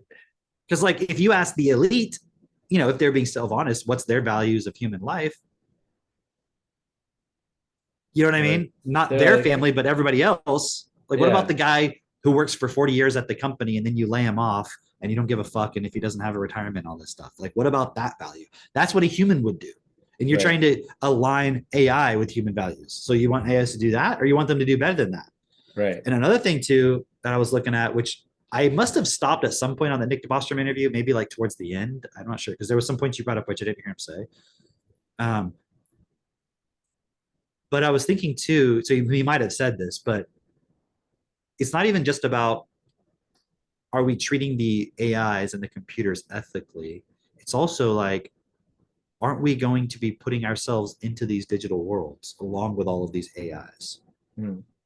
And so if you don't have some standards of how you treat computers and AIs, how are you going to necessarily know whether you're interacting with an AI or a person? Yeah. And so if it's like, well, it's a computer, I can fucking torture it or do whatever I want, but then it'll be at a certain point, it'd be very difficult to distinguish. Are you talking to a human? Are you interacting with a human? You know, which kind of, if you've read Otherland, you know, it's kind of like the same kind of point that I'm bringing up, right? Especially at the beginning of that book. Yeah, that's super interesting because at the beginning of that book, it's like if you talk to someone that is a program and you ask them, hey, are you a citizen? That's what it is, right? Like they have to tell you, right? Even though it's rude to ask somebody if they're a citizen, because like, come on, you couldn't tell them real, you know? But then at a certain point, it's like you can't even ask that question anymore because it's like the thing doesn't know it's a program. Yeah. You know?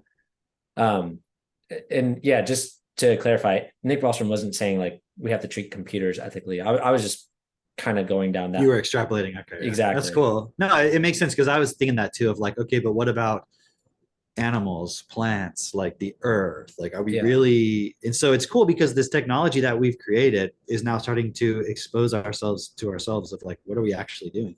There was one thing before I forget. I want to read this point from Fall. So just for context, this person, the character in the story, they're older, they have an accident, like not a big thing, but like they can't like walk for some period of time. And it's talking about how they're super rich. So it's like they started to realize like how they don't even necessarily need to walk anywhere because you can literally just get robots to carry you and shit, right? But I wanted to read this part. It said, so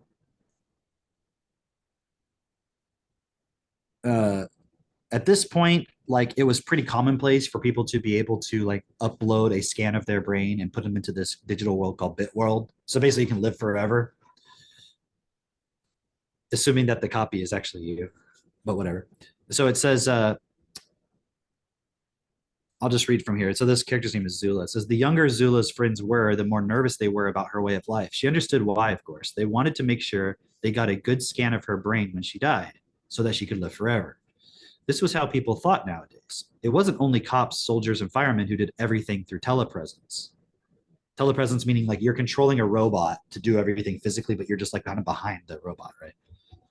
It had been obvious for a long time that certain activities, such as going to the grocery store for a quart of milk, weren't worth the effort of leaving the house, parking the car, and waiting in the checkout lane. Buying things online and having them delivered by drones was better. Add to this, now that death had been disrupted, was the factor of what had come to be known as brain safety. Even in the most prosperous and stable communities, going to the grocery store brought with it a small risk that one might die in a traffic accident en route. And if the accident were of the wrong sort, it might lead to destruction of the brain, barring the victim's entry into the afterlife. Better to remain indoors and do as much as possible through telepresence. The time saved could perhaps be spent in virtual wanderings around the fascinating geography of the. So they're saying you could go. Anyways, that part's irrelevant because basically they're just saying you can go in the digital world and spend time there rather than going out in the physical world.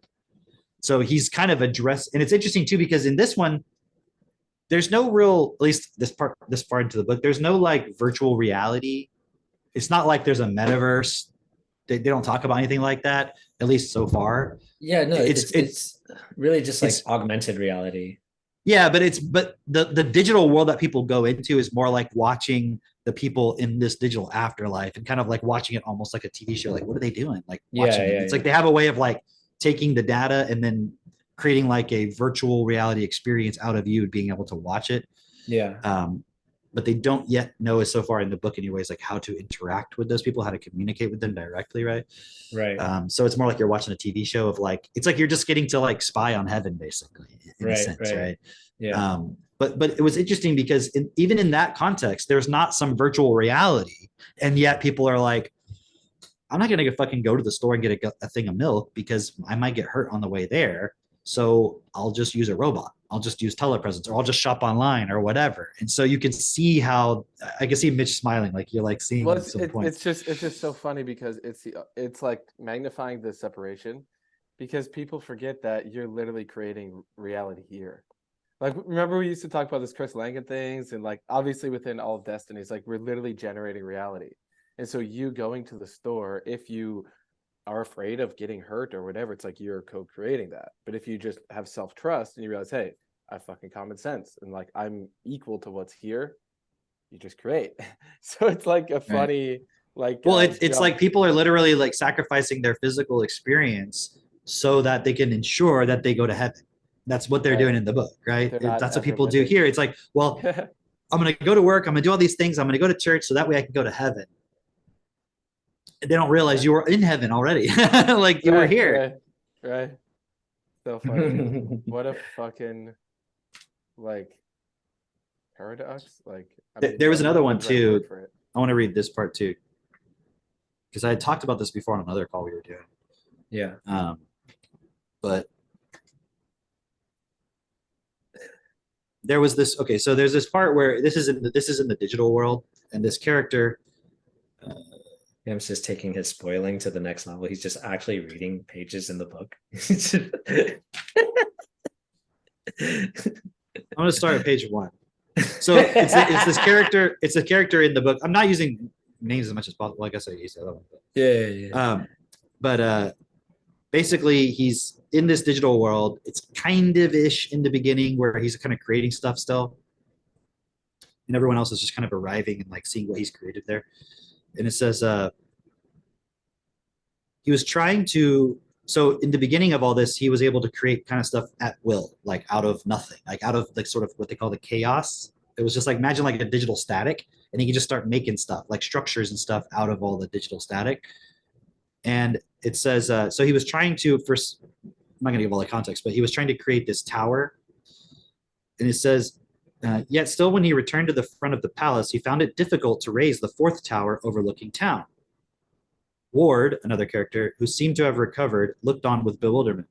A short distance away, some of the other characters looked on too. And Egdod was aware, that's the main character who's trying to create this stuff. Egdod was aware of more souls' eyes upon him from town in the distance.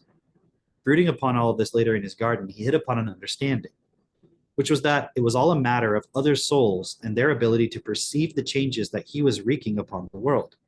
Alone, he had the freedom to make changes at will, and with as little effort as it took to imagine the desired result. With others, when other souls were watching, however, it became much more difficult. He guessed it was because any changes that he made, for example, in raising a tower, were wreaking concomitant changes in the minds of all the souls who were perceiving it.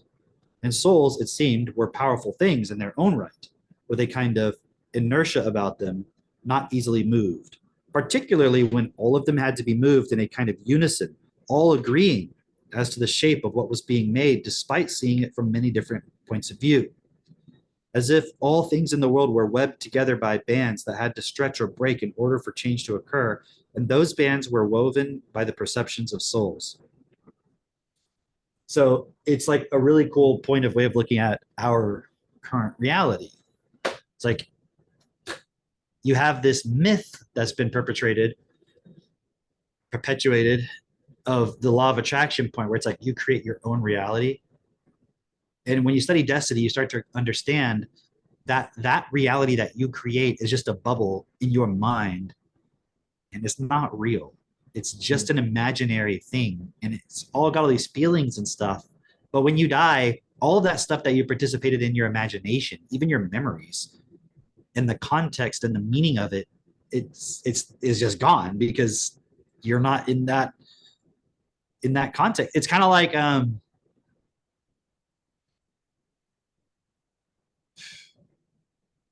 it's like you have all these posts on Facebook, and then you no longer have a Facebook account, and you try to take all that and put it on Twitter. It's like, that's not the same context. It's not going to work. It's like a different context, right? I know it's a weird analogy, but I'm just thinking of like, it's hard for people to understand that because they're so mystified by the idea of dying and not realizing like, okay, you as a being, you're in this body and you have access. It's like you're in a robot that has a computer memory system. Yeah. It's more than that, but it's also analogously like that. And all of who you believe you are is in the context of you're plugged into this memory system. Yeah. It's like if you were on somebody else's computer and you couldn't access the cloud, you have access to what's on their computer, not what's on your computer. So now you're them essentially. Yeah. You know, and so when you die, the memories are not a part of you as a soul, if you want to use that word. They're part of your body. Yeah. Because they were accumulated by your body through your physical interactions, through downloading all the things that you're seeing through your body. And so when you die, you're not going to have access to this body anymore. These memories, you're going to be in a totally different context where you can't really quite imagine it, because everything you can imagine is in the context of this. And that it will become obvious as you study destiny that that's obviously the reality that we're in. Yeah, Zizek was making that point of like, you know, I forget who he was saying, but he was basically saying, making this point, because I don't know how he describes himself as this, but he said he's a atheist Christian. I was like, okay. He's also a conservative communist. That makes sense though. Yeah. But was this the interview that I sent you the other day? Did I send one? Okay, I can't remember if I sent that interview or not. It was like with like some British interviewer, and like the whole time the interviewer's like trying to keep him on time. And there was like, a cool point that he brought up I was going to bring up to you also, but we'll see what you want. I want to see what okay, all right. Let me just make this point, because he was saying how basically, you know, there is this sense of a tradition, at least, where I'm pretty sure he was making it in this context, or maybe I don't remember if I was watching a different interview and somebody else was making this point, but basically, or maybe I might be getting this confused with Who is the guy that was on the Daily Wire, but he was on PBD, the pastor Jeremy or Boring, whatever. Yeah. the guy who runs Daily Wire. Yeah. He was, because he was also making this point of like, well, you know, they at least have some tradition where, you know, they think that you're just going to get uploaded, your consciousness is going to get uploaded into some digital format, and that's you. Like, that's not you.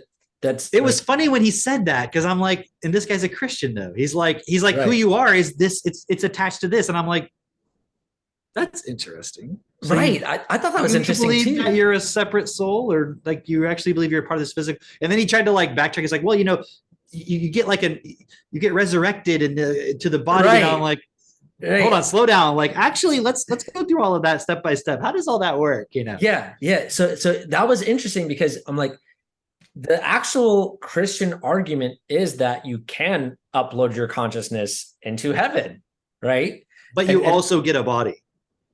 That's the part that doesn't make sense. Like, you get your physical body back that you had, not realizing it's got literally pieces of it from other people's physical bodies, from like, you know, the cycle of decomposition and so forth. It sounds like the position is you go to a different planet, essentially. You know, like you're in a different place. You're just like, you're here, and then there's heaven, which heaven is actually a place. And it's funny because it's almost like he's like arguing, well, these idiots believe that you can just upload yourself into a digital reality. But in reality, you're uploading yourself into a different reality. It's not a digital reality. It's like a mystical reality. It's like, it's the same fucking, this is the point I'm trying to make. Is like, you're literally following the same pattern. Yeah. If you're allowing the world to go where it is because you believe there's some other world that you're going to be uploaded to later. And it's the same thing of like when people look at the elite and they're like, well, the elite are bad, but God and his hierarchy in heaven is good. It's like they're not realizing they're literally like advocating for the same fucking thing. God that you call him you're his servant and he's your Lord and shit. Like, what are you talking? Yeah, exactly. It's like you're participating in the same exact pattern. There was this point that Zizek made. It was kind of his point in the beginning of that interview where he was saying that, you know, you have these catastrophes that are baked into the starting point of how you are perceiving the meaning of your reality and like history and so forth. And that the only way they can be avoided is by accepting that they're inevitable and that you have to completely rewrite the past. Yes. Yeah, no, that was really great. That was really great, because he was saying like, there is no future. There is no future, like, because future is this continues. That's it's like, future. Well, it's if you take everything as it is and nothing fundamentally changes, then the future is predictable as the outcome of it. It's like he was saying, you don't want the future, because then that means you want more of the same of this. Right. Like basically you want, he was calling it the veneer, which I wasn't too sure of. I think it was avenir. I think it was like a word in a language, meaning it's like a word for the future that is not the future that is currently it's like you have the future, which is just the playing out of the circumstances as they are, as if nothing changes. Mm-hmm. For example, I'm driving down this particular highway on the map towards this particular city. The future, if I stay on that road, is I'm going to get to that city. Right. But if you said, is it your future that you're going to get to that city? Well, it depends. If I stay on the road, yes. If I choose to now go down a different road, then that city will not be in my future. It's a new thing now. Right. And so the other word he's referring to, which he said doesn't really have an English translation, is like, it's the possible new thing that we could have if we totally changed the way in which we're going, which is what Bernard talks about. And that's why I look at the point. It's like, when you look at destiny, it's not like people maybe misinterpret this, but I'm just going to use this word. It's a rewriting of history. And I've always said it's a recontextualization. It's giving you context you didn't have. Like when people, perfect example. What were we going to say, Mitch? Well, it's literally a redefinition of destiny. It's like, for example, people talk about, use this example of guardian angels. Everyone has a guardian angel. Now, in everyone's mind, angel means what? like something a good. beautiful thing. Yeah. But like, what if you realized, let's just say for a moment, in your mind, you could realize that God, the God you believe in, is not actually this all-powerful thing. He's all-powerful compared to, it's like the computer programmer compared to the player in the game. Yeah, Compared to the player it's in the like, game, the guy who programs it is God, because he can change things in the game and you're just subject to it. Or it's right? like the banking So- elite, like the people who run the Federal Reserve, like they're God in that they can influence. Right. They can change the rules. You can't. You have to play by their rules, right? Or like the king of your town or village or whatever versus like the emperor of like all of this region. So the thing Or that you, Palpatine. and I know a person can say, well, that's not the God I believe. The God I believe is the God of the whole everything. But no, it's not. You just don't realize what you're actually giving your allegiance to. It's a program. But imagine that God is like Hitler. And the angels are like his like SS. Like that's what it is. Like, so, and I can prove it. Bernard makes this point. Like, I'll say it as a hypothetical. They say it as a fact. He said it as a fact, right? But it's like, imagine when a child's being raped and everyone has a guardian angel. That means that that child's guardian angel was standing there allowing it to happen. Yeah. Right. And you could say, well, everyone has free choice. Well, where was the child's free choice? Right. To not be raped. So it's bullshit. Like, well, God has to allow you free choice. Really? Does he? Because if that were the case, then even if you're an evil person, if everyone has free choice, then Hitler should be in heaven. Because what you're saying, at some point, you don't have that free choice anymore. Well, there's consequences to your choices. Well, what the fuck does that mean then? What is the point of God then? If, okay, you have choices that you make, you could choose any choice and there's a consequence to your choice. So where does God need to come into all this? Well, he put in all the consequences. So there you go. So now we're back to it's the system. So my point though is just with angels, for example, it's like recontextualizing it. Mhm. You know what I mean?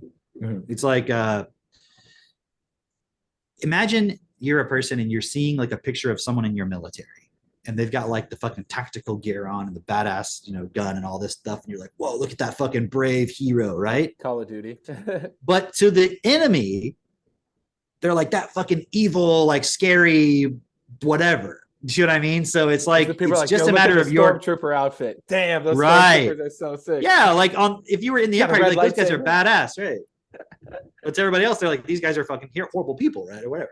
Yeah. Yeah. So going back to the Zizek point, it's like that rewriting of history is like really totally changing your definition of everything. It's not, you're not actually changing the past. It'd be like, oh, you're just rewriting it. You're just changing it. You're trying to change it. It's like, no, what you believe is the past was a story you were told or that you believe or you're telling yourself anyways. Yeah.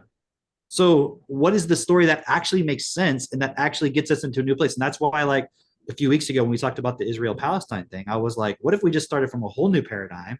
And Israel was like, let's just embrace the Palestinians and help them and give them everything they need. Like that's a whole new paradigm, but they will not because it's got why? Okay. But that's actually why this podcast is so fucking important. And I know some people listen to this and like, oh, they joke around and stuff. It's like, yeah, of course. But back to what you're saying about fall and how when you have beings coming together and they have agreements between them, that is literally how you create reality. And so right now, yeah, there's fucking billions of people on the planet that are just accepting and allowing some, various levels of bullshit story of limitation. And it's really just a tree of evil. But then you have us here all together and the core people in the group who actually fucking get it and enjoy, contributing and coming to the events and building the clubhouse and doing the thing and disrupting the education system through TechnoTutor, everything like that. Us having the agreement and living that is what is actually creating the destiny of humanity, because it's life expressing, and life wins. It's just life has been enslaved for eons of time, but this is literally the representation of that. Some people see that right away, some people it takes some time, but that's literally what this is. Yeah, and part of it is getting other people to see it and agree and then be a part of it.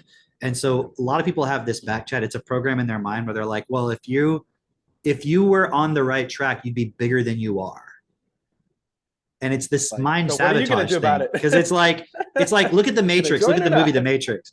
Look at the movie The Matrix. What if Neo had been like looking at Morpheus and be like, okay, it's just you 10 people? That's fucking it? Like, but I thought, no, you should have like palaces and all this kind of stuff. And you're like, You guys should do some marketing. You guys should. you would have, yeah, you would have all of that You if guys you should were do ads. if you were going along with the system, that stuff would all be there very easily. Yeah. So it's like, people will be like, well, you're not a billionaire, so why'd I listen to you? It's like, okay, go talk to a billionaire then. First of all, they're not going to talk to Shit you. about Second you. of all, why would they give a shit? Third of all, even if you knew this billionaire, you're going to be so fucking like enamored with them. You're not going to fucking, it wouldn't even make Challenge it or- sense. yeah. Right. It's like you When really, in they don't, actuality- people don't realize they're actually, it's like the system is still going like, no. It's like Right. trying to defeat you and trying to get your mind to use a sort of form of logic that is not real. It's not based on self-honesty. It's based on convenience. It's based on, can I have some form of excuse to not stand up and do this? And the easiest form of, it's like, go back to Jesus, where the disciples like, well, how come you don't have how come you don't have $1 billion and you don't have like you're not in the palace and the Caesar's not listening to you, and like, you know, if it's like, You're actually the son of God. don't you realize he was fucking challenging all of that? Yeah. And then Yeah. it's like, if you have an established point, that has to change. The other point doesn't suddenly exist, and it only exists and is established in proportion to the people who start to come to that and realize and participate.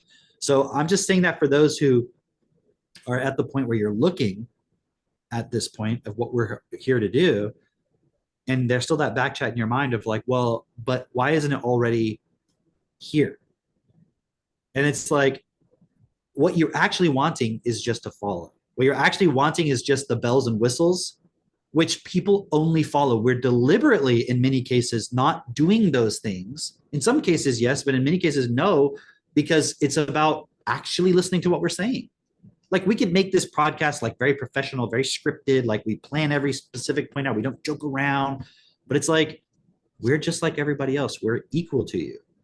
And so you want to go look at a podcast that's done by the fucking CEO of Boeing or some shit. It's going to be the fucking script. Do you know what I mean? Yeah. It's not going to be anything real. And this is part of the stuff that Elon Musk was talking about, why everyone's so excited about him telling the actors to go fuck themselves, because he's like, wow, he's not running the script. He doesn't care about the script. And like, all the advertisers are like, we do not stand with anti-Semitism. We condone it in every form. Blah, blah, blah. You know, meanwhile, you know, I saw a funny one. That guy who plays Kurt, what's his name? He know who plays you're talking Kurt on the about. Kyle Dunnigan. Yeah. Shit, what? Kurt Metzinger or something like that, right? Okay, yeah. He was on the Jimmy Dore thing because he's on there a lot. Oh, that's And- the same guy. Yeah. Oh. And he made this point about like it was something about the, I can't remember specifically, but it was something to do with Hollywood and people speaking out against some particular thing. I forget what the context was, but he was like, maybe it was like the Me Too stuff. I think I don't know what it was exactly, something like that. And he was like, don't you realize like all of Hollywood is fucking human trafficking? Yeah. And like exploitation of people sexually? And he wasn't saying it quite like that, but like, that's the real point, is like, isn't all Hollywood fucking pornography basically, and like human exploitation and like abusive and shit? And yet they're going to take the high ground on something. Yeah. But look at the fucking reality of, go into their board meetings, see how they care about people, see how they treat people, see what they think about you, the consumer, the viewer. Okay, there's a couple of points here. One, I just want to go back real quick to this point of like you were talking about like your memories and being able to come back into a point of just like, hey, why don't we just start fresh ground here? And if the Israelis were to say, you know, to the Palestinians, like, hey, you know what, let's embrace you. It reminded me of this point within Revenge of the Ego. I was listening to that again.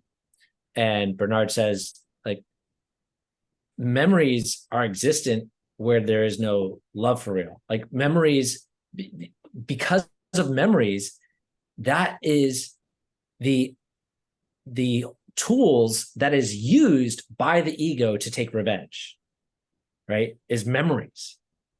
And like, if you think about it, it makes sense. You can't have revenge without a memory, right? You can't. And so it's like you're living in the past. A perfect example of this is like when people tell me that they want to get divorced. Yeah. Okay. Or people get divorced and then they go marry somebody else. Yeah. Yeah.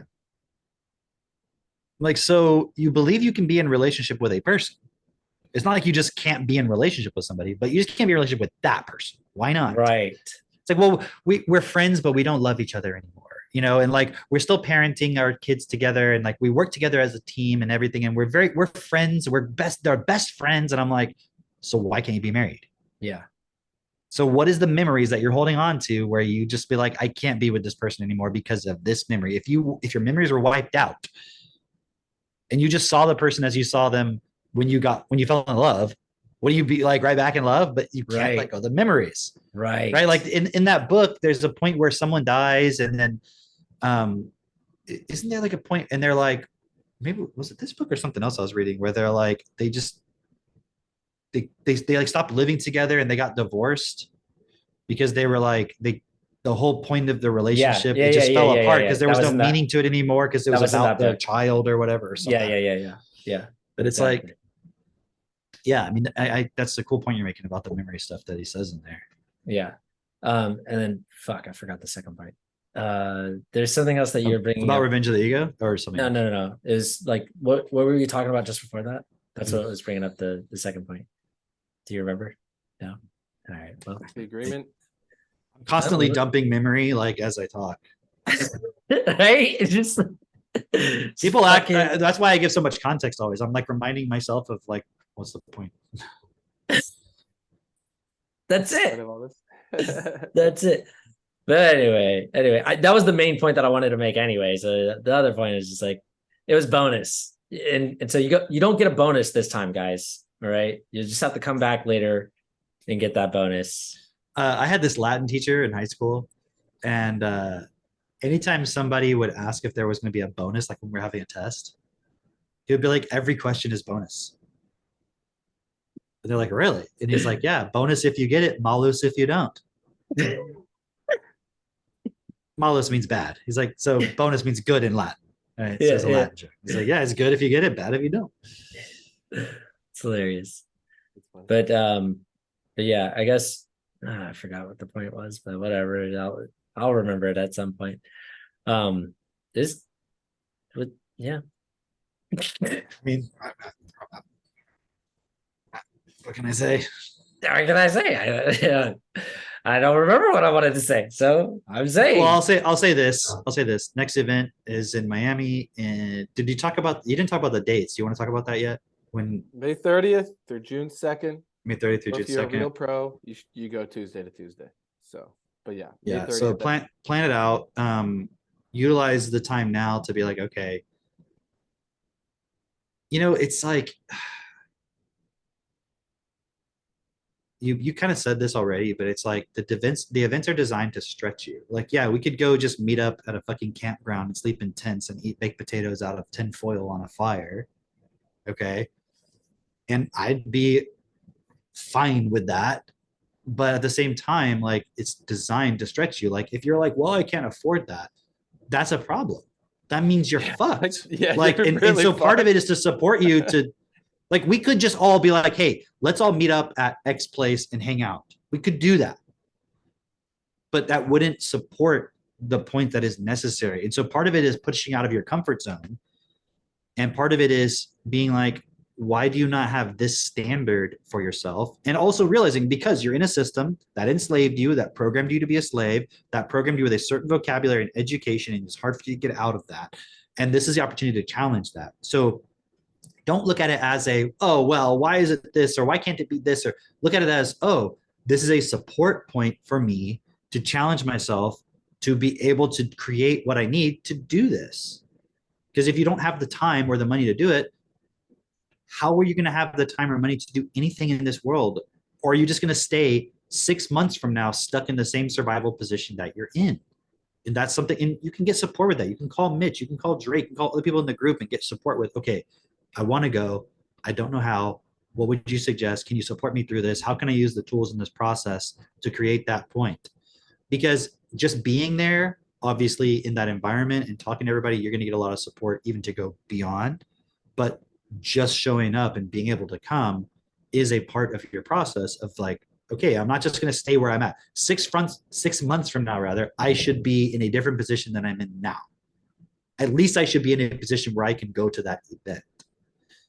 And I'm trying to think what else I wanted to add to that. I guess that's pretty much it. I mean, if you can get the tickets sooner rather than later, because there are a limited number, they're going to sell out. Like they're not going to be any more after that. So obviously there's a time point. You shouldn't wait 6 months, but even if you're like, well, I can't do it right now, then plan for 3 months, 4 months, even if it's 6 months. Even if you get to that 6 month point and you can afford it, but there's no more tickets, wouldn't you have had to change things in your life so that it's different? Or when the next event is announced, you can immediately take advantage of it. So don't just like, because there's some people, anytime something is announced, like a contest or whatever, there's like, well, I can't do it. I can't do it. I'm not going to do it. So then you just stay stuck. You just go back and you watch your Netflix and you jerk off and you eat fast food and you don't do anything different. And then you either go to a point of shame and regret 6 months from now, or you just become a hater and you just like want to talk shit and hate. And then you just go back into the system and you become a cipher and Bernard has a the really steak good point tastes about great. that too. Yeah, he has a really good point about that too. He says the likelihood that you will succeed or the likelihood that you will fail is far greater than the likelihood that we will solve this in your lifetime. But is that a reason for you to not do it? Right? Can you imagine? Like, okay, imagine this. Imagine your parents see an opportunity where they could become like mega millionaires, or they could change the world or whatever, right? And they're like, start working towards that, and they see the opportunity and they're like, we could do this. And then they start working towards it and they're like, this is really tough. This is really challenging. And they give up before they've even really began, right? And you as their child realize like, fuck, if you would have just stuck with it, just a little bit more, I would be so much further ahead. I would have so many more opportunities. I could actually make this happen. But now I've got to go through all the fucking shit that you wouldn't do because you were just being a little like, I don't know, selfish jackass, where you're just like sitting here like, no, I'll just go back to my old life. And you're literally keeping us at zero, It's like, that's what we have the opportunity to do. So even if you're at that point where you're like, well, I just can't see all the way to the end, that's okay. That's okay. But you can't allow that to stop you from doing what you can here right now in this moment as much as you possibly can, because it's giving an advantage to everyone else. It's giving an advantage to your children, the next generation. Literally, it's like you're actually producing the thing. You're actually doing it, even if it's not exactly how you see it in your own mind, which is just based on some bullshit memory anyway. It's not even you, really. But like, even if it's not specifically that thing that you're thinking it should be, you got to put in the effort. And the reality is, what we're talking about with like the event is, it's not even that big. Like, it's not that big a deal. It's like you can actually make that happen. And so you have to recognize you're viewing yourself as some sort of like victim, or like you're stuck in this character or whatever. And that is you doing that to you. It's not your circumstances, your environment, whatever. It may have been in the past, but at this moment, you're participating in that and keeping yourself there. And this is that point of when we say like change the system, but start with yourself. This is that point where it's like, this is the part where you have to change something. And it's like the events that we do is a gift to be like, here's something now that you can focus on to support yourself. It's in alignment with changing the system, that you can now change yourself accordingly. You know, or you could just go back to your job and your life and your family and all that stuff and deal with all the personal drama and all that bullshit. And then, but listen, when you come 10 years from now and your kids are brainwashed transgender, or they're trying to upload themselves to the cloud and kill themselves because they just want to be virtual avatars, and you're crying and you can't sleep at night because of it, then when Yeah, you come get to me, sick. right, I'm going to say like, well, now it's time to start. And you're going to be Yeah. that kid going like, if my parents had just started sooner, it's like, if I had just started sooner, I wouldn't be in this position now. Exactly. It's just past you. It's just past you. It's not your parents. It's just past you who you were not willing to do it. I remember the thing that I wanted to say. I remembered it. It was because I was reading some posts by another comedian, Owen Benjamin, right? And he was making this point of like these kids being brought into the world, and he was he was basically saying the point of um if we were to have some kids, I'll just get to the point. He made a post about how one of the adopted kids by the Pitt family, right? The Brad and Angelina, whatever. I don't know if they're still together or not, or whatever. But he said one of their adopted kids, the oldest one, had made some comments saying that Brad Pitt is a, class A asshole, and he intimidates the younger kids, and is basically the point being. I remember as a little kid being like, man, if I could be adopted into that family, and like, life would be. Well, it's like the Will great. Smith thing, right? Like, right. If I was, if I had that life, right, and the point being that it's easy to look out at other people and look at their lives and say they've got this or they got that or whatever, but not realizing just how much we have with the information that we have, the community that we have, the tools that we have, the ability to take all of this and actually make it reality for ourselves. This isn't just for entertainment. And I know this is a point that you're like really making here with this event. Come to the event. This is not just a point of like entertainment. This is not just a point of like, look at how many people are going to spend their summer or spend their spring break or whatever trying to accumulate some experience where they go traveling, they go to what is that thing that people do during spring break, like is it just called spring break? Yeah, just go on spring breaks. Okay, but like when like you would do this in university or your senior years of like high school, where you're like, ooh, we get to go party and like hang out with all the girls and like drink and like be crazy or whatever, and like just to have like an experience, right? Yeah.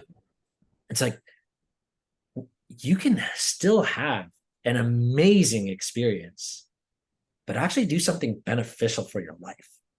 Something that's like not just like, okay, you can spend a bunch of money on a hot steaming pile of shit that, when you first got it, you were like, wow.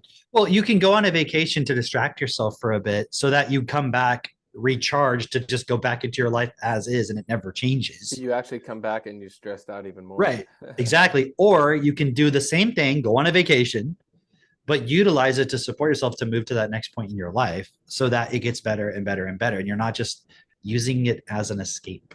The same thing with entertainment. You can use entertainment, but you have to direct it. It's not, if you just use it as an escape, the problem is you're only ever going to just continue to repeat the same cycles. And time is running out because you don't have the same, I can get a career and a pension like the other generations did. And your kids certainly don't. So it's like, whatever job you're doing right now, I want you to ask yourself, do you want to be doing that when you're 65? Really look at that. Do you want to be doing that when you're 65 and when you're 70 and when you're 75? Because is there a way out actually for you in staying stuck in that? So how you're going to spend your time, your entertainment, your vacation and so forth is going to determine whether you stay stuck in that or not. And we suggest that you come spend it with us because we're all going to that next point. Yeah. And we'll teach you how to build business, how to create wealth for yourself, and also how to have a network of people that do that and they have your back. And I'll say this to close it out is the event is a forcing function. It's like, it's the same reason why me and Jess bought this home. I was like, I don't know how we're going to be able to afford all this. Like, I don't, now we're getting this and accumulating more responsibility. Or like the first time we did this event, I'm like, I don't know how we're going to get 150, 200 people to this place, but I'm going to fucking figure it out. So I just did it. And I leveled up in ways I couldn't even imagine. And I'm so much more happy with myself and proud of myself. And it's like I have self-trust, but a sense of self-worth and self-enjoyment that I never knew was possible because I did the thing. It's like when you make the decision, it's like the world listens to that and then you get it back. It's like the actual test of all the fucking law of attraction shit that people want to do. This is actually how you do it, is you make a new decision. And so for those of you who know you're going to go to the event too, get your ticket now. Get it now, because that Somebody else will if you don't. yeah. And there's a phrase, it's success loves speed, wealth loves time, and poverty loves indecision. So success loves speed, so fucking act. Wealth loves time, right? Because it takes time to build real things.